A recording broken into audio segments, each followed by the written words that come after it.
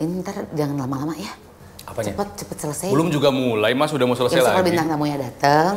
Belum juga mulai, Mas udah mau selesai. Kesannya kita obrolan di mana ya gitu ya. Tapi beneran ini dari tadi Buta udah ngechat melulu. Laki lu? Apa katanya? Ya dia, ya pokoknya gitu cepet ngechat pulang dimana? ya. Ini di aplikasi ojek online. Jadi tahu deh semuanya. Apa katanya? Cepet pulang ya. Aku udah angetin. Oh, mau makan bareng. Dan kamu sebagai menunya. Aku tahu. Aku jadi sashimi girl. Kamu akan dibuat bakaka. Geloi. Aduh, gele. tapi beneran Nal. Apalagi kan Nggak mau? Aku mau lama-lamain syutingnya. Lu mah gitu. Aku sama siapa? Kan ada ibu. Ibu Jari. Kenapa kita langsung ngomongnya menuju ke situ? Karena memang ini adalah sesuatu ya yang namanya apa yang akan kita bicarakan hari ini. Kata orang sih tabu. Bener, tapi banyak juga sebetulnya orang yang nggak tahu malahnya jadi salah. Betul. Dalam melakukannya dan juga mengaplikasikannya gitu. Makanya nggak main-main nih ya. Yang akan kita ajak ngobrol hari ini adalah perwakilan dari Temasek. Wow, dari Singapura. Enggak, orang condet. Orang sebetulnya. condet. Temasek Temasek apa? Teman asik bicara sek. Langsung aja kita panggilkan Zoya Amere. Terima kasih. Akhirnya diundang Apa juga. kabar nih? Temasek Udah nih. lama banget nih. Temasek. Silakan Sini, sini. Zoya. Oke, siap. Temasek. Boleh gue pinjem nggak tuh istilah? Bagus tuh. Iya kan? Buat judul apa podcast gitu ya. Culik deh kalau gini caranya. Yakin mau sebentar doang ngobrol sama dia? Iya. Hah? Ya mudah-mudahan dengan sebentar tapi bisa diserap ilmunya dan langsung bisa dipraktekkan. Penting. Enak dilakukan nggak cuma diomongin ya, Bang. Bener. Tapi kalau diperhatikan ya Mbak Zoya, ini kan usia 46 tahun gitu. Kayaknya lagi on fire-nya gitu. Nggak semua sih, Nal. Nah, kamu mah iya kayaknya. Kalau aku mah nggak bisa nempel dikit. Langsung. Usia berapa sih kematangan itu dan biasanya mulai layunya tuh usia berapa sih soal gairah itu? Nih repot, susah gampang nih jawabnya ya. Karena misalnya kita kan gairah seks itu ada beberapa faktor, salah satunya kan hormon, gitu ya. Kalau laki-laki itu yang paling pengaruh kan hormon testosteronnya, ya, tentu saja. Terus kalau perempuan itu adalah kandungan estrogen, gitu kan ya. Nah sementara kalau perempuan ada menopause, sementara andropause pada laki-laki lebih lama itu, kan? Iya. Tergantung. Loh, Kamu hebat loh. Karena emang ngegantung. Kalau menopause tuh estrogennya berhenti, tapi ketika estrogen berhenti ada banyak mitos yang bilang bahwa kalau estrogennya berhenti berarti perempuan nggak bisa seks lagi. Itu salah banget. Nah, itu juga ya, pertanyaan itu salah aku. banget. Jadi perempuan-perempuan yang menopause, yang apalagi menuju menopause, yang jelita ya macam kami ini ya, jelang 50 tahun, gitu ya. Tolong jangan gitu begini, Mbak Zoya, saya mau kasih suami saya ke orang lain aja. Kayaknya saya udah mau menopause, saya udah nggak bisa. Kenapa dikasih ke orang lain suaminya? Karena takut banyak orang yang bilang kalau menopause sudah nggak bisa ini lagi berhubungan seks lagi gitu ya. Padahal itu adalah berhentinya estrogen bereproduksi sehingga kita itu nggak bisa hamil lagi gitu. Nah sementara kalau andropause pada laki-laki hanya berkurangnya testosteron aja gitu. Tapi bukan berarti nggak bisa seks lagi. Justru mereka-mereka yang sudah premenopause, apalagi yang sudah mencapai menopause, kalau dia punya kehidupan seks yang menyenangkan Yang dari sehat, sebelumnya, iya, sehat, betul. yang reguler deh gitu. Ini kita nggak ngomong kuantitas ya, tapi kualitasnya tuh oke. Justru pada saat menopause-nya itu dia lebih bearable gitu, lebih nyaman, lebih happy hidupnya, lebih gemes. Ya jadi kan kalau nanti udah menopause, lu bisa keluar dalam tuh. Gak usah takut Nggak lagi usah takut ya lagi. kan. Lah, kenapa harus takut istri sendiri juga ya? Tapi kan ada juga yang nggak tapi pengen harus direncanakan hamil. dong. Iya, betul. Masa udah umur 45 Dia terus masih begitu mau punya hamil anak, lagi? Mbak. Oke. Serius loh. Karena Usia kalau punya segini. anak laki-laki, Oh, pengen oke. punya anak laki-laki, tapi melihat anak yang kedua aja, gue udah nggak kuat buat ngejar-ngejarnya, jadi berpikir ulang. Cuman suka apa ya? Suka tiba-tiba kepengen aja kalau ngelihat anak orang lagi sama anak anaknya gitu yang masih kecil gitu kayak mampu deh satu lagi gitu. Udah. Mungkin bisa hamilnya mampu gitu ya, cuma yang hati-hati adalah kayak proses selama kehamilan, setelah melahirkan Iya, itu betul. banyak namanya kan geriatric pregnancy ya. Itu kayak Naomi Campbell kan umur 50 baru hamil Itu tuh. juga Janet Jackson juga 50 Iya, tahun, iya, anak Janet pertama Jackson. lagi. Jadi banyak yang ya karena teknologi dan sebagainya, cuma ya resikonya tetap ada gitu aja. Oke. Are your sex life good, Tika? Insya Allah. Insya Allah cantik. Itu iklan dong. Naik turun itu macam-macam sih ya. Maksudnya itu kan baru dari sisi hormon. Tapi yang juga orang suka lupa itu kualitas hubungan.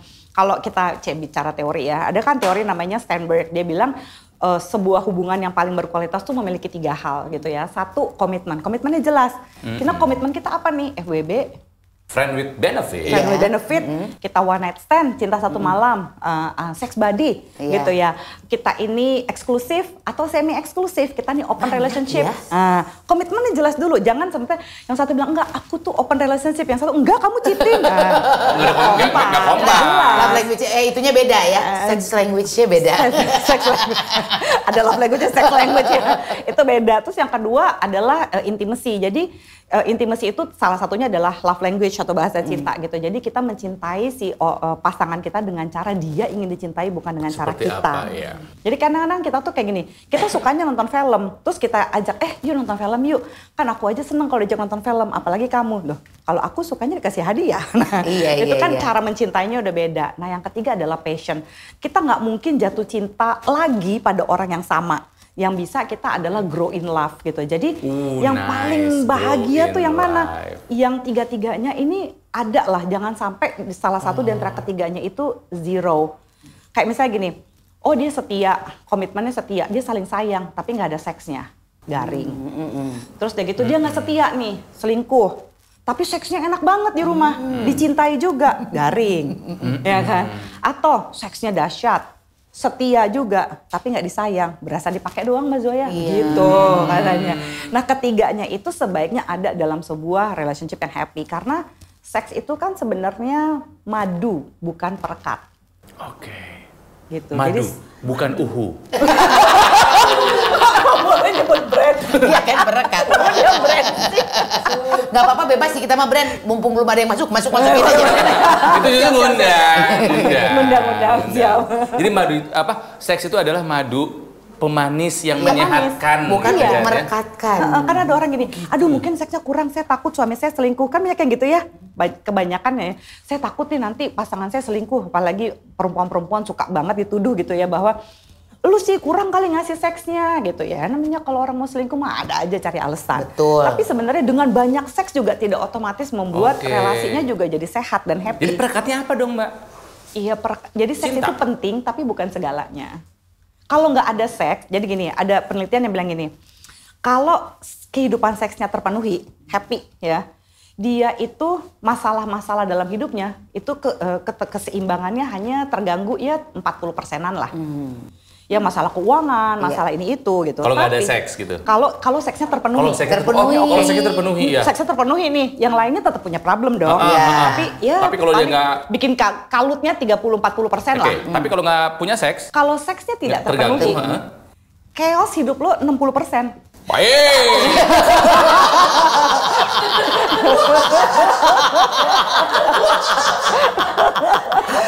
Ketawanya pada niat banget ini kenapa? Maaf. Terang. Semua ada solusi. Semua ada solusinya. Lu tahu kan berarti gua berakting pura-pura bahagia di sini? Kalut lu. Iya. Tapi kan sebenarnya tidak untuk seks itu bukan segalanya. Jadi sebetulnya ya cuman itu terganggu 60% aja. Jangan ngomong gitu. Kalutnya mah ya. 1 tahun lebih Bu. Ya, tapi sebelum kita ngomongin lebih jauh lagi mengenai masalah seks gitu ya. Kan dirimu tuh dulunya ngambil sekolah psikologi. Sampai S2. Sampai S2 juga masih psikologi. Terus kenapa akhirnya memutuskan Tajam ke seks itu gue loh. mau seks dan cinta deh gitu kan, lebih ke itu love and sex yang sekarang didalami gitu. Padahal kan maksudnya masih ada anggapan negatif apalagi ya. cewek yang ngomong gitu Betul, loh. jadi- Iya kan? Pak, Jadi ini you against the mainstream gitu loh. Bener. Orang tiba-tiba banting setir ke seks dan love ini pasti orangnya demenan banget ya. Emang Nah. gitu. Oh, Pasti sering kan ada, banget. selalu ada. Gitu, ya. banyak yang menganggap begitu, Mbak. Jadi kalau misalnya gue udah lama nggak menyebut diri gue sex therapist karena pernah gue bilang gini, oh kerjaan lo apa? Teman-teman gue kan kalau misalnya kita lagi hangout bareng-bareng tuh, misalnya itu suka dipakai gitu untuk menarik cowok-cowok kan kurang ajar banget itu temen gue.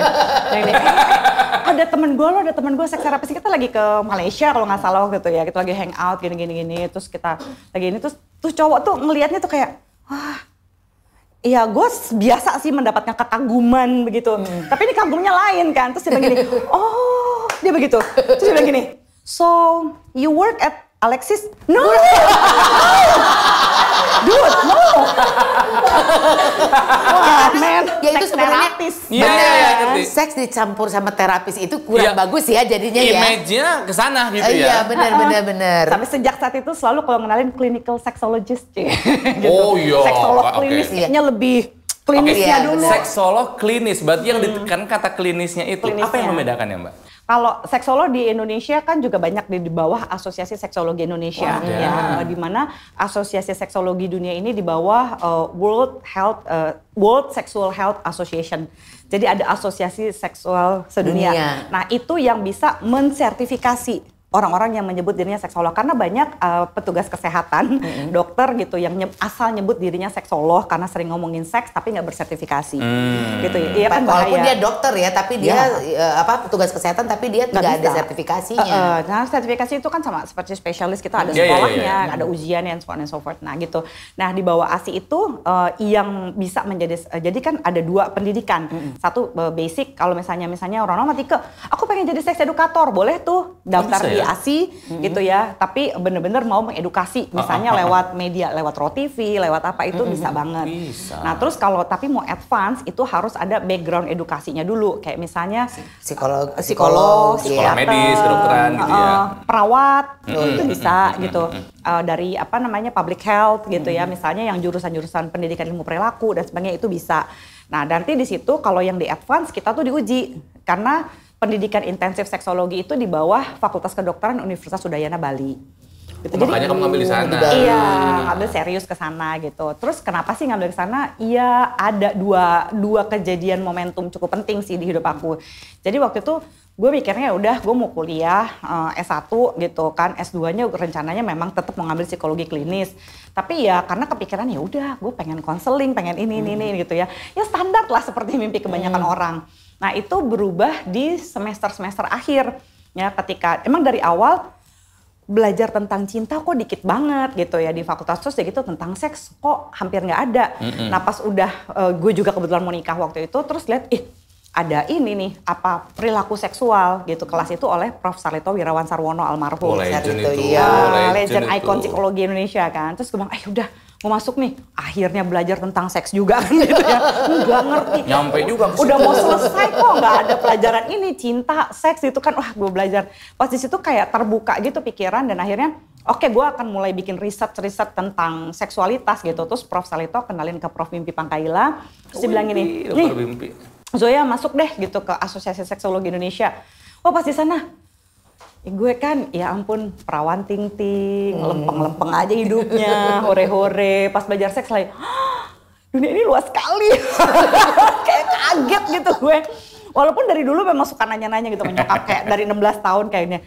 Mah kenapa sih kalau ciuman sama pacar kok gini banget sih, tapi jangan bilang papa ya gitu ya, kayak Kok sama nenek. Kok ada sesuatu kok gitu ada ya? sesuatu, kok tingling, kok rasanya geli, kok rasanya ini gitu ya. Terus itu banyak banget pertanyaannya.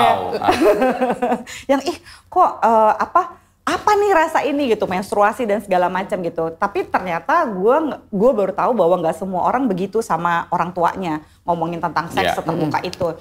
Nah, terus pas lagi masuk kelasnya Prof. Sarlito itu kayak udah kayak jodoh banget deh, kayak banyak banget pertanyaan terjawab. Terus Mas Ito nanya, kamu mau jadi asisten saya nggak? hah gue jadi asisten gitu. dosen gitu kan kayak hah gitu. Dia begini, kamu nih paper kamu semua tentang seksualitas, perilaku seksualitas. Kamu bikin penelitian apa? Terus waktu itu kan gue bilang, saya pengen tahu tentang konsep kesetiaan. Jadi skripsi gue adalah konsep kesetiaan pada pria dan cukup berbeda karena ada beberapa pria gitu. Ini sekumpulan pria nih gue bikin studi kualitatif. Dia punya konsep kesetiaan yang berbeda di mana setia itu artinya dia tidak menyentuh tunangannya.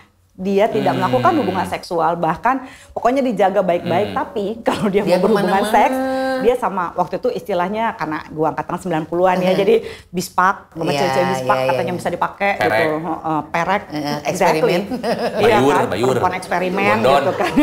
Ublag, jangan sebut lagi. Kenapa dia jadi kamusnya banyak ya?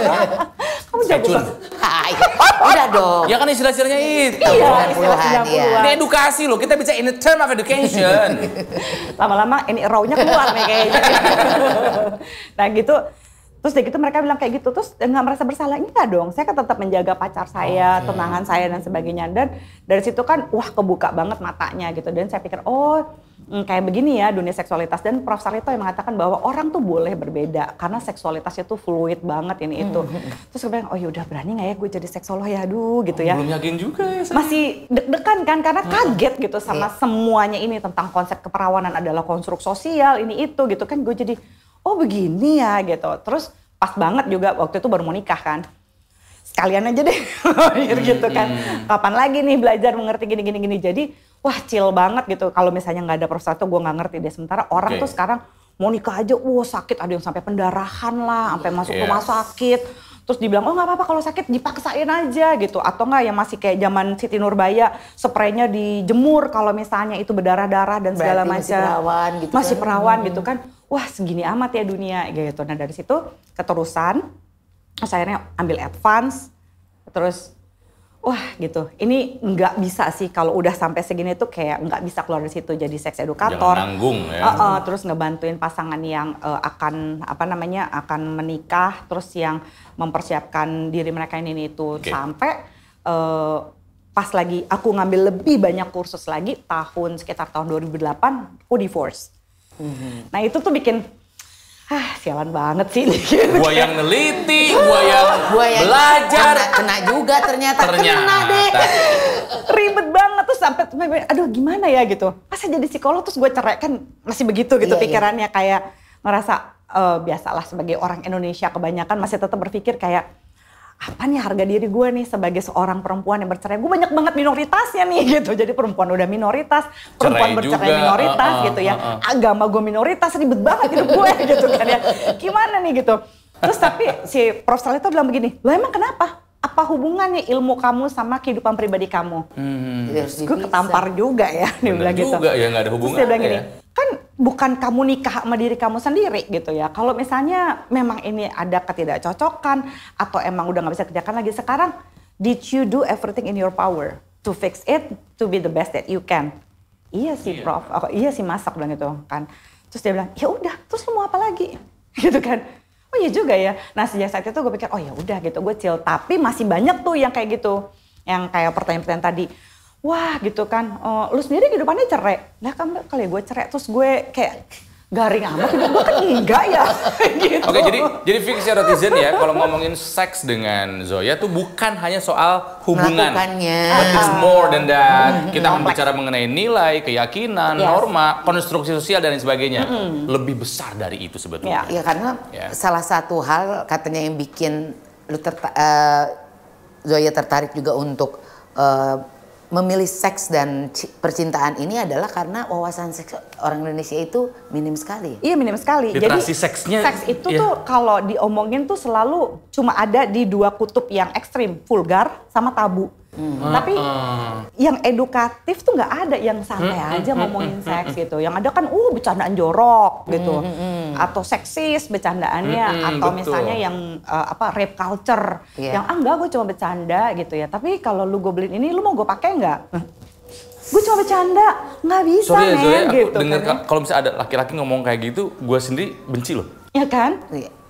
Itu kan toxic masculinity kayak gitu-gitu. Nah sementara atau nggak yang satu lagi itu ya udah jangan diomongin, seolah-olah kalau nggak diomongin beres baik-baik masalahnya. saja. Akan baik-baik aja. Kalau anak nggak dikasih seks edukasi, akan baik-baik aja. Justru kalau gue buat sekarang, mendingan gue omongin ya sama anak kita, ya sama keponakan kita, sama orang-orang kita cintai, supaya kita tahu what to expect sama pasangan kita, gitu Oke, kan. apa yang terjadi kalau misalnya masyarakat tidak teredukasi dengan baik soal seks? Wah, satu, resesi seks. Resesi seks loh, bukan resesi duit doang. Resesi seks. Resesi seks itu pedih Kayak gitu di ya. Jepang ya, sekali lagi resesi seks tuh. Seks itu jadi tidak bermakna lagi, tidak jadi madu lagi, di mana seks itu hanyalah means to the ends. Jadi kayak ya seks itu untuk bikin anak, padahal kita tahu yang bisa bikin anak belum tentu bisa bikin enak ya. Betul. Jadi seks itu bukan hanya sarana reproduksi, tapi harus menjadi sarana rekreasi juga gitu ya. Iya. Seks itu kan ada 3 tujuan. Ibarat dunia fantasi. Betul. Iya kan? Jadi tujuan seks itu kan reproduksi, rekreasi, dan relasi. Tuh. Jadi juga harus membangun relasi. Jadi kalau kita sadar sama ketiga fungsi dari seks ini gitu, satu, hidup kita akan lebih happy. Kita juga lebih bisa mengekspresikan dengan sehat gitu. Jadi nggak tabu, nggak aneh-aneh, nggak nonton porno terus sampai Iya, adiksi. betul. Wah, gitu ada kan tuh ya. yang begitu. Gitu. Terus ya gitu, atau nggak pasangan yang sudah menikah ngerasa, apalagi nih pas masa pandemi kemarin kan, wah banyak banget tuh riset-riset yang orang bilang gini, enggak lah nggak apa-apa. Udah banyak yang suka ngomelin gue kan kalau misalnya, apaan sih, kita kan udah gede, kita nggak apa-apa lagi Mbak Zoya kalau nonton porno. Nggak bisa, pornografi itu membuat kamu mempertanyakan kenormalan seksualitas kamu, so please don't. Aku hapus VPN-nya deh. Nggak apa-apa, Nal. Loh, fake taxinya dihapus ya. Wah, dia tuh fake taxi. My naughty American. Ya takutnya jadi membanding-bandingkan juga kan kalau kita Pasti kebanyakan tuh nonton dibanding. begitu. Kenapa Kok kalau laki di gua situ nggak gitu ya? Atau nggak gini, situ kok warnanya pink, kenapa kamu coklat ya? Gitu kan. Kok di situ bisa lama, kamu kok cuma segini? Lah, mereka itu kan sebenarnya Industri ya. bukan cuma masalah industrinya, tapi mereka itu kan adalah seks atlet ya. Bukan seks actor, bahkan seks atlet disebutnya. Seks atlet gitu. Gue pernah mewawancari pada zaman-zamannya Vivid Industri, kamu pasti tahu. Miyabi. Mau wawancara siapa? Mau wawancara siapa? Saya tahu semua. Nanti kalau Tory Black. mungkin zamannya Sasha Grey kali ya. Oh, cakep. Udah ini Sab jadi DJ sekarang dia. Iya, S2 loh dia. Iya, pintar. Iya, dahsyat. Itu juga Mia Khalifa juga. Kenapa gue tahu ya? Mia Khalifa sekarang menjadi aktivis. Iya, Mia aktivis Khalifa juga. sekarang. Jadi aktivis gitu. Jadi aku tuh kan juga masuk di ASEC, American Association for Sex Therapist, Wah, Educator nice. and Counselor di Amerika Main-main. gitu. Jadi kalau kita lagi sex conference gitu, kita juga bergaul sama bintang-bintang porn yang pengen melakukan edukasi. Ikutan dong. Ayo. Julia N. Stoya. Ah, aku ada yang pengen ketemu. Ada bintang porno Johnny laki-laki. Sins. Rocco Siffredi. Mendingo. Disebut Rocco merah. Siffredi. Oh Tarzan my God, X. udah lama banget. Anak lama. Lama ketahuan. Jadi apa yang kamu dapatkan dari obrolan itu? Dari itu Zoya? kan pada waktu itu di San Diego State University itu kita ada conference gitu. Itu waktu itu udah lama sih, itu zamannya Arnold Schwarzenegger masih jadi gubernur. Oh iya, Terus dia tuh lama kekeh banget pengen gimana caranya supaya, karena ternyata pada waktu itu di Amerika produksi film porno paling besar itu adalah di Van California. Nice, dia Van Nice tuh. Kamu tahu? Ya kan? Nah, dia dulu Vivid punya itu dua katanya dia Van tera. Nice. Iya benar. Dulu Gede kan 2 banget kan tera ya, Vivid. 2 tera dulu punya ya. Gua itu kecil sekarang. Gak ada apa-apanya ya. Ada 2 tera. VPN ngapain di situ? Sudah. Udah, oke. Terus Nah jadi pas di sana tuh kita sempat, ayo gimana caranya kita ngunjungin ini. Gue kagum sama feminis-feminis yang ada di situ. Itu mungkin pertama kalinya gue bener-bener memahami arti feminis, terus gue memilih untuk menjadi feminis gitu pada saat itu. Karena gue bilang, feminis di sini happy-happy ya. Karena ada beberapa feminis yang feminazi banget. kenceng terus yang gitu ya. ngegasnya melulu, Iya, bener. terus kayak mau ngebunuh orang melulu, Iya, membunuh bener. in terms of like membunuh dengan Kata-katanya, kata-kata, dengan iya, perilaku iya, gitu. iya. Gue bilang, kok di sini pada chill amat gitu ya, pada santai gitu ya. Jadi semua mitos-mitos tentang itu kayak berubah gitu. Terus gitu itu tentang kesetaraan dan segala macam. Jadi mereka juga memperjuangkan kesetaraan si bintang-bintang porn ini selama itu legal.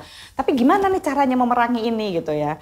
Nah, terus gue bilang, wah keren banget nih gitu. Terus ditanya siapa yang mau mengunjungi, tapi udah lu mesti jadi sex therapist minimal gitu, atau lo counselor, atau lo ada ini low degree something gitu yang lu boleh milih ke sana. Ya boleh, tapi nggak boleh direkam, nggak boleh ini. Iya. Ayo udah baiklah gitu. Yang penting kan knowledge gitu. Terus sampai sana, gue lihat tuh mulai dari kayak dikasih tau castingannya Proses kayak produksinya apa, gitu proses ya? produksinya, Wow. sampai yang paling ngetop misalnya bintangnya namanya Tike gitu ya, Ronald gitu. Nanti kalau udah yang top banget itu pakai nama lo. Oh. Tapi kalau yang lu belum ngetop gitu Pakai ya, nama samaran. namanya Bener. apalah, judul-judulnya yang nggak ada nama kalian. Brandy Bell gitu-gitu nama-namanya kan itu Kalau bukan udah nama ada aslinya. namanya berarti dia udah tinggi. Dan ada satu adegan yang ntar aja deh, gue nggak usah sebutin di sini ya. Tapi adegan itu tuh susah banget gitu ya, dan cukup vivid lah gitu. Nah adegan itu pada waktu itu kan ada 3 adegan yang berlangsung, ada 3 kejadian yang berlangsung bersamaan. Itu pada waktu itu tahun sekitar 2012-an gitu ya. Itu harganya kebanyakan kan mahasiswi yang kerja di sana, mahasiswa gitu. Mereka itu khusus untuk adegan ini mereka bisa dapat $15.000 Satu tahun film? 2012. Satu adegan. Itu adegan doang. Terus yang Tapi kan huge. susah banget. Iya. Jadi adegan itu semua lubang dipakai istilahnya. Dan mereka harus latihan kurang lebih 2 minggu untuk relaksasi. Oh, beneran atlet berarti ya? Makanya pas gue tanya, kan mau wawancara, gue tanya, kalian mau disebut sebagai apa? Bintang porn kah? Apakah? Ya kan pasti kita mesti konsen Iya, dong iya, gitu iya. ya. Sama aja kita mau dipanggil mbak, sis, Non. apa, non gitu kan ya. Gue tanya dong, gue pikir kan paling bilang porn star. Gue lagi siap-siap gitu mau wawancara, mau nyatet, mau apa. Begini, oh I'm a sex athlete. Hah? Oh, term baru ya, sex sex athlete ya. Oh, oke, gue bilang gitu. Do you mind to explain further why you think that you are a sex athlete? Ya, because to perform this kind of ini adegan-adegan ini, Wow. we have to practice at least 2 weeks. Dun, Latihan baru tahu. relaksasi buat analnya, relaksasi buat tenggorokannya, relaksasi buat vaginanya. Gue langsung, wow. Nah, di latihan yang 2 minggu itu, terus kita dilalah dengan mengatasnamakan, kita kan suami istri Mas Zoya mau cari posisi hubungan seksual yang begini. Mencoba lah gitu. Mencoba lah, ya gagal dong lu pasti. Iya kan dia bukan Terus lu atlet. frustrasi kan? Si Gitu, itu salah satunya kenapa please jangan nonton porno. Jadi jangan dengan alasan Semi juga. boleh, Semi. Biarin dong. Kecuali semi mau rangkir, kamu boleh nonton itu. Sebenarnya Lagi yang perform. paling lumayan banget adalah lo berbagi fantasi seksual sama pasangan lo. Oke. Iya kan? Kamu fantasinya apa? Enggak, saya nggak punya fantasi. Boro-boro punya fantasi, Mbak. Anak saya yang kedua masih bobo sama saya. Nggak boleh tuh kan ya, masih tidur bareng ya. Terganggu tuh kehidupan seksnya tuh. Nggak, tapi kan dia sekolah, kami melakukannya. Cakep. Dia tahu timingnya. Cerdas. Pada awalnya ketika dirimu bikin konten-konten seks gitu kan, tujuannya ternyata bukan buat view, tapi memang bener-bener Ngasih edukasi. pure pengen mengedukasi masyarakat gitu. Tapi itu capek banget sih sebenarnya karena awal-awal tuh gue sempet bener-bener kelelahan karena gue lebih sering diperlakukan kayak bintang porno bukan kayak seksolog gitu tuh. Mereka kayak misalnya gini, aduh Mbak Zoya bodinya begini, oh aku boleh dong berfantasi tentang kamu. Gue sampai ngedukasi gini, No. gini ya, exactly. Gue bilang gitu, itu pelecehan seksual online loh Mas. Oh iya dong. Iya kan? Itu namanya unwanted sexual attention. Itu adalah perhatian secara seksual yang saya tidak minta. Mereka tuh bisa gini, wah saya semalam abis mimpin Mbak Zoya. Gini, boleh kan Mbak? Gini, mimpi itu adalah hak Anda. Itu bukan urusan saya. Tapi ini akan menjadi problem ketika Anda bilang ke saya nanya nggak? Iya. Saya minta nggak? Ngapain lo kasih tahu? Lu mimpi terserah, tapi jangan kasih tau gue. Gitu kan. Terus sexual advances gitu ya, berusaha untuk ya gimana dong Mbak Zoya ngomongin seks terus setiap kata seks yang keluar dari mulut Mbak Zoya saya nafsu. Ya masa saya ngomongin mesin ya, saya kan seksolog ya. Kayak, aduh gimana ya, pusing gue gitu. Itu tuh sering banget gitu. Atau misalnya kayak, wah Mbak Zoya tuh cougar banget gini. Cougar. Macan gitu kan ya. Wow. Oke, gue gitu kan ya. Terus kayak misalnya gini, ya gimana Mbak kalau saya ngeliat gitu. Oke sekarang gini ya Mas, saya kasih perspektif berbeda nih. Misalnya Mas punya istri. Terus istri Mas tuh cantik luar biasa, minimal menurut Anda dan menurut tetangga Anda. Terus tetangga Anda datang bilang begini, Aku mimpin istri kamu gitu ya? istri kamu tuh seksi banget aku mimpiin. Dia ngamuk loh sama gue. Kamu jadi seksolog kok kurang ajar banget sih? Kenapa balik-balikin ke saya gini? Loh, if the table is turned, lu maki-maki gue. Gitu, jadi kadang-kadang pegel banget. Apalagi ya, ada tuh masa-masa awal-awal banget tuh, sekitar 2000 berapa ya, itu 2010-an gitu, pas abis gue jadi saksi ahlinya kasus bocornya sex tape-nya Ariel pada waktu itu tuh. Itu lebih parah lagi, itu banyak banget gambar penis yang dikirim ke gue. No! Wah gila tuh kayak, What's wrong with you people? Come on man. kalau gue tinggal di luar negeri my kali God. ya, gue mungkin bakal bikin website yang namanya www.ratemypenis.com. Kalau Read My Boobs ada. Read My Boobs. Ya, gimana Di Read My Twitter ada, Penis? di Twitter. Ada itu. Ada. Terus dengan polosnya gitu, bilang ini, dia pikir gue nih bego, baru lahir kemarin apa gimana? Bilang gini, Mbak itu kan perempuan dan seksolog gitu ya. Tapi saya pengen tahu pendapat Mbak sebagai perempuan dan seksolog, penis saya nih bagus nggak? Astaga. Nggak bisa mas gitu, sekali lagi Anda kirim kayak gini, gitu gue sampai hafal, nanti saya kirim ya, ini pasal sekian, kamu itu Itu kirim kemana sih? Ke Twitter, ke apa itu? Ke DM Facebook, gitu. DM Facebook, DM Twitter. Selama nggak ke nomor personal nggak kan, tapi nggak? Nggak nyampe sih gitu ya kan, tapi tetap aja kan tuh ganggu juga. Sangat karena kan ada dong. orang yang misalnya, aduh Mbak Zoya saya di KDRT nih saya pengen bunuh diri, help gitu-gitu kan, kecampur itu tuh kayak chaos banget gak sih gue gitu. Jadi gue sampai oke, nih orang-orang ini gitu. Jadi udah ada template-nya tuh untuk ngedukasi kayak gitu-gitu. Terus tapi lama-lama thankfully agak berkurang. Tapi yang nyoba sih tetap ada. Gitu. Atau nggak bisa kayak gini, Mbak, temenin gue dong jalan-jalan malam ini. Ntar gue kasih 5 juta deh. Maksud Anda apa ya? Saya bukan chevron. Saya ini profesi saya tuh nggak, saya bukan chevron, saya juga bukan babysitter gitu. Ngapain Anda bayar nawarin 5 juta? Aneh banget sih. Ngamuk. Lu kira lu kecakapan banget, lu udah tua tau gak sih lo, bagus gua kasih lo harga 5 juta. Oh my God, gua bilang, gua report, gua ini gitu. Pegel sih nge-reportnya, tapi... Masih sampai hari ini Mbak? Iya. Tapi nggak sebanyak dulu kali ya. Nggak sebanyak dulu sih gitu, kalau sekarang kan mereka tahu gue juga galak kali ya gitu ya. Ada galak di mana? Gue posting. Oh galak di posting. Gue posting di Bukan sosmed gue. maksudnya galak di ranjang. Kalau gak ada geranjang aja urusannya. Gue posting, gue kasih tahu gitu. Kalau misalnya dia ada kayak istrinya, siapa yang ini suami Anda nih habis melecehkan saya begini. Nice, gue gituin kasih aja. tahu gituin aja. Terus pada malu, aduh mas saya minta maaf gini. Ya Anda nggak usah minta maaf, asal tahu aja kalau suami Anda tuh kayak gini. Kalau ada di sosial medianya gitu kan. Jadi kalau ada kayak gitu, pernah gue pajang, ada satu orang dia tuh kalau nggak salah pegawai keuangan, ternyata dia itu adalah pegawai tidak tetap. Nah itu dia kena tegur tuh. Gue seneng banget tuh, netizen gue udah mulai baik. Begitu gue bilang gini, gue bilang, lu setiap gue posting apa-apa, gue lagi posting pakai hari batik. Yang baju gue tuh batik kaftan, which is ketutup. Saya bilang gini, aduh pengen basah-basah berdua deh. Otaknya emang udah ngeres aja emang gitu ya? Emang ngeres gitu, dan berkali-kali, terus gue udah emosi yang ketiga kali kan gue jadi gue kesel gitu kan, terus udah gitu gue bilang gini, gue cari kan dia ini, oh kebetulan dia nulis lagi tempat kerjanya di mana, ya gue tag aja kementeriannya. Kementeriannya gue tag, tapi kepala wilayahnya itu langsung bikin press conference, padahal itu kejadian hari Jumat, hebohnya Sabtu. Itu Sabtu sore kepala divisinya itu kepala divisinya itu langsung bikin press conference. Oh sampai bikin press kan? Iya, minta maaf secara resmi ke gue. Terus gue di-tag sama teman-teman wartawan, gue bilang aduh thank you ya gitu teman-teman. Mbak ini udah di ini. Gue bilang pada teman-teman wartawan pada baik banget gitu kan. Gue bilang makasih ya gitu. Udah ini nge-tag gitu. Pada tahu nggak nomor teleponnya berapa? Oh iya, ya gue bilang makasih lah secara langsung, makasih ya Pak untuk ditanggepin gitu. Kami tidak melegalkan lomba kayak gini. Orangnya apa kami pecat atau gimana? Ya enggak Pak, tolong ditegur aja gitu lah. Karena saya juga nggak mau. Dia minta maaf personal nggak sama kamu? Enggak, gue nggak mau ketemu dia soalnya juga. Gue sebel. Gue bilang gue nggak mau diminta maafin personal gitu. Gue cuma pengen ngasih tahu gitu. Lu jangan macam-macam sama gue. Nah sejak saat itu wah bersih, lebih bersih. Ini profesi loh. Iya. Yang pikirannya kemana-mana. Edukasi bukan yang macem-macem gitu, tapi katanya sekarang juga sering collab sama anak muda untuk seks edukasi. Nah ini penting nih, ya. isu seks di anak muda.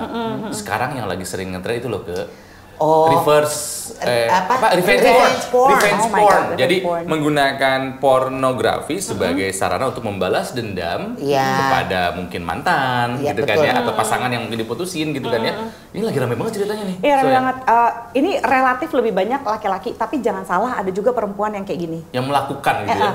Sebel banget sih karena ya gimana ya, ya baik laki atau perempuan sebenarnya nggak oke. Kalau laki-laki itu kebanyakan karena ya biasalah toxic masculinity, ngerasa entitled, ngerasa hebat. Kalau gue nggak bisa dapetin lu lagi, gue hancurin semua orang yang suka sama lu, atau gue hancurin sehingga nggak ada orang yang mau lagi sama lu.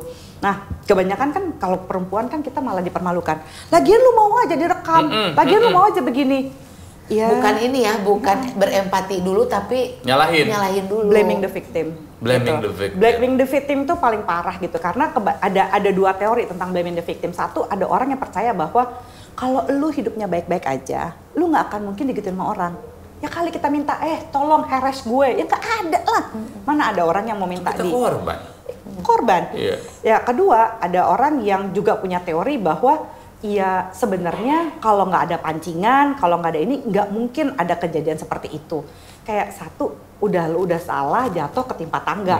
Itu yang membuat kenapa banyak korban nggak mau melaporkan. Ya akhirnya nggak speak up ya. Nggak speak up gitu, apalagi revenge porn, karena kan banyak laki-laki yang suka bilang kayak begini, ini bagi perempuan-perempuan yang denger ya, banyak laki-laki yang suka bilang bahwa iya kalau gue kan laki, lo mau pamerin gue kayak apa juga nggak ngaruh, tapi lo kan udah hancur hidup lo. Gitu kan ya. Nah, jangan percaya sama manipulatif kayak gitu ya. Maksudnya nggak apa-apa berjuang aja abis-abisan. Menurut saya gitu, laporin gitu ya, kan nanti ada ini ya KBGO ya, kekerasan berbasis gender online terus gitu.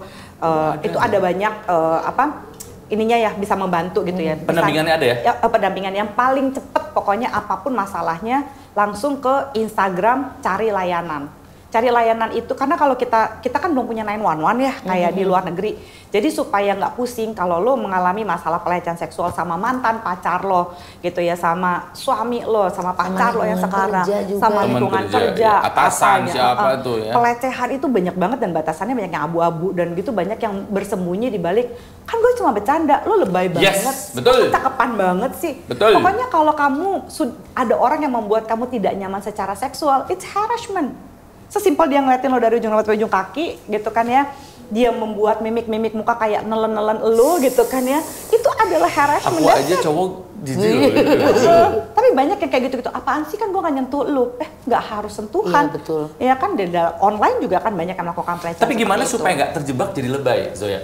Karena takutnya ada yang oke, hak gue dilindungi nih ya, tapi sedikit-sedikit standarnya ini udah disepakati bersama, nggak ada konsensusnya nggak nih? Nah, kata-kata intinya adalah konsensual, ya. Sekarang gini, kenapa konsensual penting? Konsensual itu bukan cara untuk berzina. Konsensual itu adalah ini yang bisa melakukan konsen mereka-mereka di atas 18 tahun. Makanya pas nih anak gue mau ponakan gue ini, kalau begitu mereka ulang tahun ke-18, gue bilang hati-hati, kalian itu sudah di legal age. Artinya kalian harus selalu memberikan konsen. Lu mau dicolek, lu mau disentuh, lu mau dicium, kalau dia nggak ngasih lo konsen, iya, itu pelecehan, nggak bisa, gitu kan ya, karena tubuh kita ini kan monarki, bukan demokrasi ya.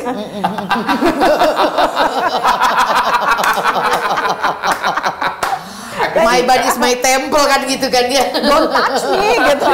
Kalau gua kasih lo permit ya lo boleh lah. Ini kerajaan, gila, men gua yang berkuasa. My rule. Rawel aja gitu. Rawel. Jawil. Apa namanya? Bahasa kita. Ledot. Lo nggak bisa main nyolek-nyolek kayak begitu gitu. Jadi ketika memberikan konsen itu kayak misalnya nanya, so kita mau ngasih hubungan seks, jadi nggak bisa pakai kode-kode asal tahu begini gitu ya. Apalagi kan kita banyak sekali budaya perkosaan. Budaya perkosaan itu juga. Kok pakai kata budaya? Budaya. Ngeri amat. Hah? Sesimpel kayak gini, bercandaan seksis gitu ya. Aduh, kamu kok ngesot begitu, matinya diperkosa ya? Seolah-olah kematian karena perkosaan biasa aja. Ada orang bercanda begitu? Mana ada kayaknya nggak lucu itu. Satu artis yang pernah bercanda begitu juga di TV, kalau nggak salah ya, dulu pernah ada tuh. Oh iya, mungkin. Yang membacain perkosaan. Iya. Terus ada juga misalnya bercandanya kayak gini, udahlah gitu ya, cewek mah suka teriak perkosaan kalau misalnya cowoknya jelek, coba kalau cowoknya cakep. Diem gitu ya? Iya, diem gitu. Ya nggak bisa, cewek juga bisa melecehkan cowok, misalnya gini, aduh kalau ngelihat kamu rahimku anget. Tapi kan gue cuma di dalam hati. Taruh. Itu akan lurus deh. Diam dulu. Tapi kan gue tidak mengatakan ke orangnya. Lah kok gue tahu? Ya kan bukan ke lu, rahim gua banget. Enggak, rahim gua gonjang-ganjing, lihat lu. Enggak, tapi lu pernah ngomong gitu ke. Tapi kan dia ngomongnya di publik nggak? Enggak sih, ke gua doang sih. Bercanda doang sih. Itu kan sama temen. Bukan bercanda, maksudnya itu ngomong ya. Apa ya, bukan jangan ya di publik. Itu kan ada nih waktu itu lagi ada demo, terus tentaranya tuh ganteng banget. Iya, itu betul. Terus ada mahasiswa yang, oh my god, rahimku anget gitu. Terus tentaranya kan langsung periksain ke dokter artinya kalau rahim anget, sakit ente. Aku cuma ngomong gini doang mengenai indung telur. Itu termasuk gak? Kita misalnya sama temen-temen cewek gitu ya kan, nggak di publik gitu ya. Aku juga suka bilang gini, oh my god, langsung deg-degannya kalau ngeliat itu di bawah langsung gremet, ya udah gitu kan sesama kita. Tapi kita nggak nyeplosin itu ke orang lain kan gitu. Misalnya ada cowok lewat terus dia gitu misalnya gue mati lihat tuh, lihat tuh rahim kita langsung anget ya. Orang itu dengar, kita sengaja bikin orang itu dengar, itu kan unwanted sexual attention gitu. Jadi orangnya sampai itu emang beda cerita. Kita pengen ngomong gitu ke orangnya gitu ya. Sama kayak waktu itu ada lagi ada olahraga apa gitu kan ya, si apa ya, petenis pebulu tangkis yang dia buka baju kan. Jonathan Christie pasti. Asian Games 2018. Iya kan? Itu kan langsung. Tapi itu di setiap orang tuh cewek-cewek pasti rahim anget, apalah gitu. Coba yang buka Rudy Hartono. Udah akibat.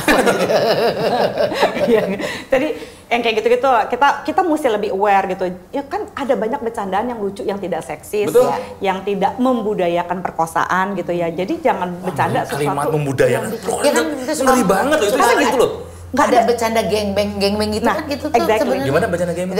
Oh ntar lu di gengbeng lu, kan suka ada yang gitu. Ada yang gitu kan, maksudnya bercanda bisa, ih pakai baju seksi ntar lu di gengbeng gitu kan, itu berarti budaya perkosaan. So not funny man. Iya, ada yang begitu bercandanya. Atau ada yang baru-baru ini aku lagi tanganin gitu ya, dia nih anak kampus gitu ya, dia lagi pulang, dia pokoknya lagi habis nyelesain tugas sama temennya berdua cowok, terus ada temennya lagi satu lagi gitu, ada dua apa tiga cowok lagi nongkrong gitu, terus dia bilang gini, mau ngasih apa, ngambil bola basket atau apa, gue lupa gitu. Terus dia bilang gini, wah kenalin dong sama cewek, lumayan nih buat dipakai. Tapi dia ngelihatnya ke cewek itu, gitu, kenalin dong, lumayan nih gitu kan. Berarti ada targetnya nih ya. Itu kan melecehkan gitu ya. Wah itu alot banget kasusnya, dilaporin ke kampusnya ini itu ya. Sekarang sih lagi dihandle gitu ya. Tapi kan buat aku ya, mereka itu malah nge-grill si ceweknya, kamu yakin? Kamu denger itu begitu? Terus saya bilang gini, tunggu. Wah emosi dong gue kalau bilang gini. Ini yang namanya blaming the victims. Kok kamu mempertanyakan lagi sampai dia bilang gini? Dia bilang Mizoya, gue salah kali ya, gue lebay kali ya.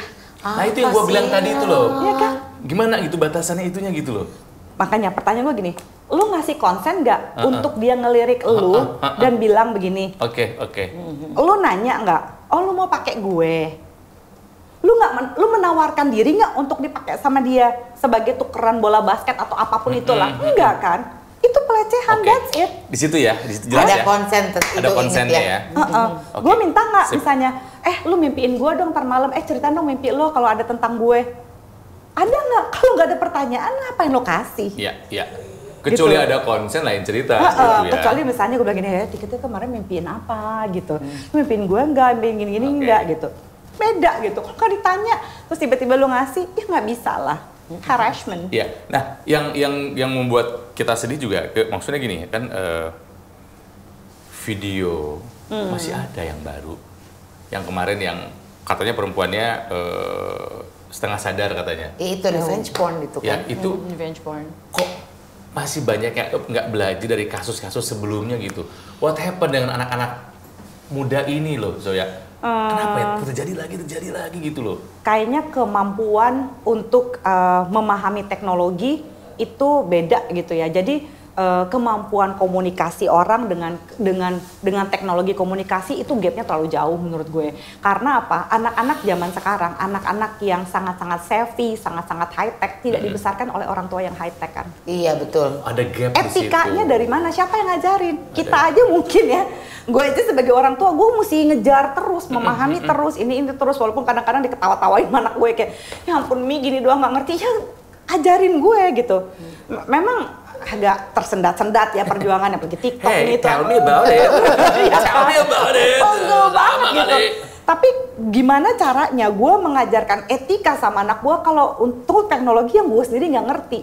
So first of all, kita sebagai orang tua, ya siapapun anak lo gitu, pastikan bahwa lu jangan cuma mampu untuk beli teknologi ini gitu, tapi lu juga harus pahami teknologinya sebelum lu kasih, gitu ya. Untuk anak gue nggak bawelan gitu, dia selalu kayak dia akan gue kasih handphone bekas gue, bukan apa-apa, gue udah ngerti teknologinya. Itu aja ada banyak yang dia lebih bisa makanya dibandingkan karena kan suka ada upgrade dan segala macam. We never know ya kan. Jadi ya udah kita belajar terus mau gimana. Karena kalau enggak kita harus mendiskusikan mengenai etika batasan gitu ya. Misalnya begini, nih dulu ada apa namanya AskFM ya. AskFM ya, S.FM. Nah, dia tuh ikut tuh aplikasi itu tuh waktu itu. Terus lagi gini, oh my god ini ada kayak gini. Gue stres kan lihat itu kayak, siapa yang nanya apa? Ini orang vulnerable banget di sini. Ada pertanyaan tentang seks lah, tentang apalah gitu kan. Semua bisa nanya apapun juga di situ. Gue bilang gila, ini vulnerable banget. Lu siap nggak sih kayak gini? Jadi kita diskusi itu hal-hal kayak gitu. Terus kalau kamu tanya gini, gimana yang kamu rasain? Ngapain bikin diri kita vulnerable terhadap pertanyaan orang yang mungkin kenal kita juga enggak? Itu enggak real. Ngapain dipeduliin juga? Terus pertanyaannya sering nyeplos gitu ya. Terus kan bikin sakit hati kadang-kadang. Padahal mungkin nggak tahu konteksnya apa. Atau saling nyinyir. Belum, wah ini nggak sehat. Udah deh, mendingan lo delete aja. Ya kayak gitu-gitu kan kita nggak bisa main, makanya nggak usah pakai handphone. Iya betul. Gimana caranya? Nggak gitu juga. Gitu. Kalau kita adiksi pornografi, kita bisa hilangin pornografinya gitu ya misalnya. Kalau kita adiksi narkoba, kita bisa hilangin narkobanya. Kalau adiksi internet. Sebentar, kalau adiksi pornografi, di titik mana itu disebut adiksi? Di titik mana nonton porno itu masih dianggap aman? Dia cari aman. Udah enggak sekarang gue dia. Kadang ada, ya gimana dong? Ada sih beberapa penelitian yang mungkin masih kontroversi yang menyebabkan kerusakan otak, karena gue inget waktu gue lagi jadi saksi ahlinya ada pada zaman itu banget kan, gue juga kerjasama sama Kementerian Kesehatan untuk meneliti tentang akibat kerusakan otak karena adiksi pornografi gitu ya. Dimana kalau orang itu menonton pornografi seminggu 3-4 kali itu bisa kira-kira 15-20 tahun ke depan otaknya itu sama seperti otak orang yang menggunakan kokain. No. Yes, lu browsing aja, itu banyak banget. 3-4 kali dalam seminggu. Durasi berapa lama tuh? Macam-macam. Ada yang short ya? Ada. Tapi masalahnya gini, kalau lu kan kita tuh ada dopamin ya. Jadi gini, dopamin. Kita tuh manusia harus berproses. Kalau kita tiba-tiba dapat duit banyak, kenapa kita bisa stres? Kita tiba-tiba kehilangan duit banyak, kita bisa stres karena kita nggak sempat berproses. Demikian juga dalam hubungan seksual dan cinta. Kalau yang kalau namanya skala Master and Johnson ya kan, kita tuh dirangsang, ada tingkatannya, ada step-stepnya, ada plataunya, terus akhirnya orgasm, terus kita resolusi. Nah kalau misalnya ada tahapannya tuh, penelitiannya tuh asik banget tuh dari Master and Johnson dari Washington University St. Louis. Terus di sini nih, kalau porn, lu kan nggak dari bawah, langsung. Jadi sebenarnya lu ketika lu ejakulasi, khususnya pria, lu tidak menikmati orgasme. Yes. Itu bukan orgasme itu kenikmatan asal kan. Ceret doang kata-kata gitu ya. Iya. Nah ketika sekali ceret, 2 kali ceret gini, terus akhirnya garing. Buktinya waktu lagi pandemi banyak banget orang yang, Mbak Zoya, kok kita nonton porno tiap hari, tuh tiba-tiba nggak ada rasa. Gimana jadi ya? Yang dimanjakan hanya mekanikalnya saja gitu ya. Zoya ya. Secara psikisnya nggak dilatih gitu ya. Si dopamin itu dalam perilaku adiksi, dia kan adalah quick gratification atau pemuasan kebutuhan yang cepat. Apakah pernah cukup? Enggak. Nah sedihnya kalau lu sering nonton porno, ini gue bukan nakut-nakutin, tapi banyak yang akhirnya lu sudah terbiasa dengan settingan dari tengah langsung atas. Sementara kita sebagai perempuan gitu, kita kan maunya bertahap. Mesti diiniin dulu, dimanjain dulu, ada ininya dulu. Terus kita nggak mau main gebrak-gebrak udah. Emang gue dipakai doang, tinggal nggak dibayar doang nih apa nih gitu ya. Ya kayak gitu-gitu kan ada prosesnya gitu. Nah disitulah menikmati prosesnya yang bikin lebih sustainable dalam kehidupan suami istri nantinya gitu. Kalau udah kebiasaan dari situ, ada yang lebih sedih lagi. Pernah nonton film Don John? Don John sih itu Joseph Gordon-Levitt. Iya. Ya yang dia banyak ceweknya. Terus ceweknya oke, terus akhirnya dia pacaran lah sama cewek sekeren, seseksi Scarlett Johansson, ya kan ya, gue lupa namanya siapa. Terus abis dia hubungan seks pun sama sebelumnya nih dia lagi one night stand itu kan ceweknya juga seksi ya gitu, terus dia tetap nonton porno. Dia pacaran pun dia nonton porno. Kenapa? Karena pornografi itu kan dia ngerasa kayak gue nih gak usah usaha. Kalau sama cewek kan gue takut gagal perform, gue harus nunjukin gue mau kungfu panda atau gue mau koprol nih, gue mau ngapain nih, gitu kan ya. Nah ada usaha-usaha kayak gitu, dan kalau lu nonton porno lu kan tenang, kayak kita yang punya kontrol, kita yang punya kontrolnya gitu kan, ya. Nggak akan ada yang komen atas kegagalan perform. Ada yang komen, ada yang komplain gitu. Iya. Gitu. Seperti juga kenapa banyak perempuan stuck main sex toys. Kalau mas sex toys getarannya tuh bisa bikin saya orgasme, suami saya emang nggak bisa. Ya suami kita nggak bisa getar ya. Gitu kan. Terus banyak laki-laki yang jadi takut gini, Mbak Zoya saya nggak terima pokoknya kalau misalnya istri saya pakai yang lain selain saya. Jadi tenang aja. Sebenarnya ketika kalau lagi misalnya lagi masturbasi gitu ya, kita masturbasi kita fokus kepada genital kita aja kan, kelamin kita aja. Tapi kalau kita berhubungan seks, ini tuh nggak mungkin digantiin sama orang lain. Penis tuh nggak bisa digantiin karena ada individunya. Kita membina relasi. Betul. Kita nggak membina relasi dengan sex toys, kita membina relasi dengan si prianya ini. Kan kita pakai panca indera kalau berhubungan seks. Kita cium bau keringatnya, gitu kita lihat wajahnya, kita lihat wajah nafsunya, kita hirup aroma tubuhnya, kita rasakan gitu ya, apa namanya bibirnya juga sentuh kulitnya, itu kan semuanya. Saya WhatsApp dulu sebentar ya, Pak, parfum yang itu dipakai. Ada loh parfum feromon sekarang loh, ada loh parfum feromon yang bisa bikin itu katanya. Sempat diceritain sama Zoya tadi bahwa ingat nggak sih pas zaman pandemi banyak banget yang perceraian? Itu mungkin gara-gara itu juga ya? Iya, karena seksnya terlalu mekanik. Iya, mechanical aja bener. Ya udah, jadi hanya memuaskan nafsu kebinatangan kita saja. Dan your animal instinct. Dan itu juga biasa gini, orang-orang kalau misalnya dia bekerja terus dia stres, pulang dia hubungan seks. Bukan benar-benar karena mengekspresikan kasih sayang, kangen dan sebagainya. Nah, ketika lagi pandemi dan stres dan ada di rumah terus, kirain dengan seks bisa hilang. Bisa hilang. Tapi kan berasa tiba-tiba kok gini-gini aja sih. Ternyata nggak makin oke. Ya jadinya outputnya apa? Hamil, punya anak, cerai dah.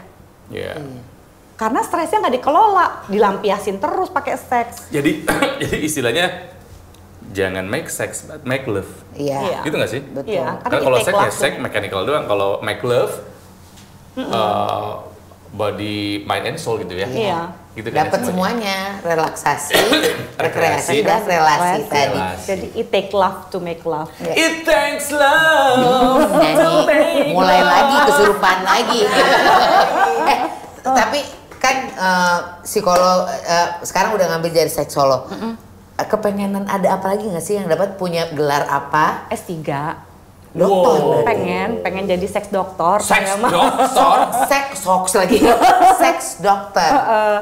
Kamu mau meneliti apa rencananya kalau misalnya terlanjut sebagai disertasi seks dokter? Oke, kalau misalnya disertasi gitu kan, kalau S1 kan tadi tentang apa sih namanya, tentang konsep kesetiaan. Waktu S2 itu tesisnya tentang fantasi seksual.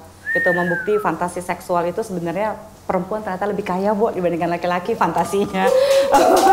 Ibu gak usah tepuk tangan dulu. Masa sih? Ngadu sama gue yuk. Gitu. Terus ya kan banget lu jago banget karena kan fantasi aja terus. Aku terlatih loh berfantasi. Nah, nanti kalau misalnya insya Allah dapat S3 dokter, pengen tentang apa?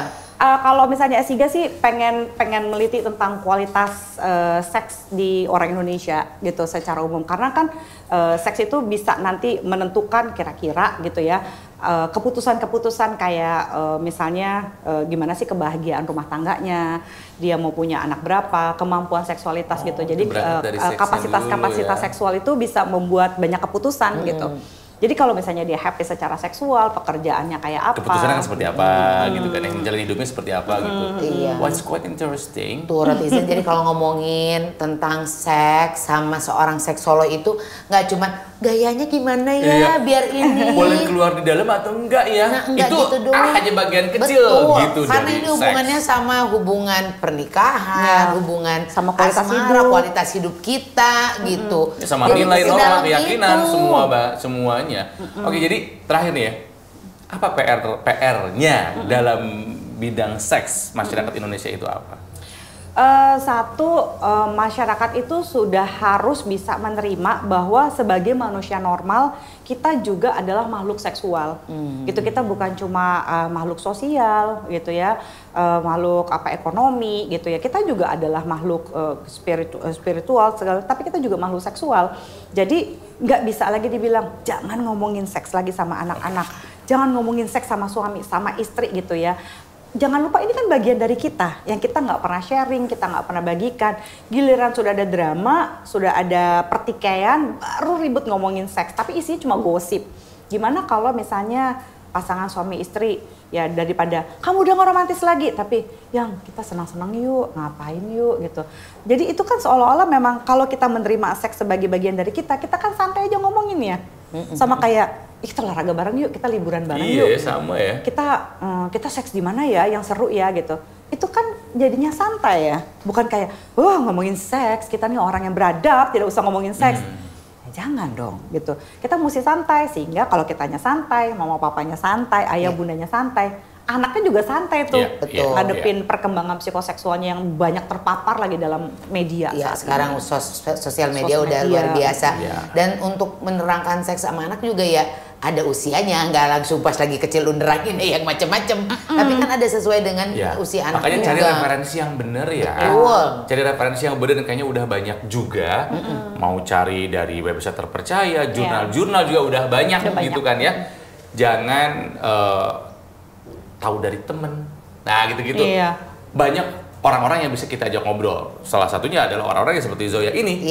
Yang bisa menjelaskan dengan sistematis baik dan benar seperti apa. Betul. Gitu. Ingat, seks itu bukan porno gitu kan. Bukan cuma tidak porno, selalu porno gitu, tapi banyak hal lain di balik itu. Dulu seorang filsuf dari Prancis pernah berkata. Dia udah ngerti ngarang nih. Ngerti ngarang.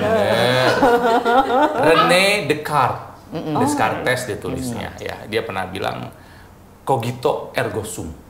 Aku berpikir karenanya aku ada. Tapi kalau untuk seks mungkin libido ergo sum. Karena libido aku ada. Tapi kelolalah libido itu, jangan sampai malah menjadi hal yang kontraproduktif buat kamu. Dan ya? Lumayan ya. Lu bisa jadi seks dokter. S3-nya gue bareng sama dia. Bo, dari komunikasi seks. Komunikasi seks. Zoya, terima kasih. Oh my God, seru banget ngobrol sama kamu. Iya, dan mudah-mudahan nice man. Ini akan menjadi hal yang masukan yang positif buat Rotizen ya. Jangan lupa like, subscribe, and comment. Ya, dan cintai pasanganmu. Come on, man. Sikat! Selagi dia nggak men. Bisa seks break aja pakai intercourse. Udah dong. Bisa dong.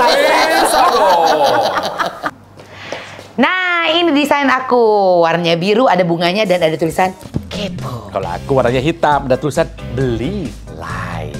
Pengen dapetin? Ini adalah kolaborasi antara kami, ROTV, dan juga Swepo. Gampang, tinggal klik link deskripsi.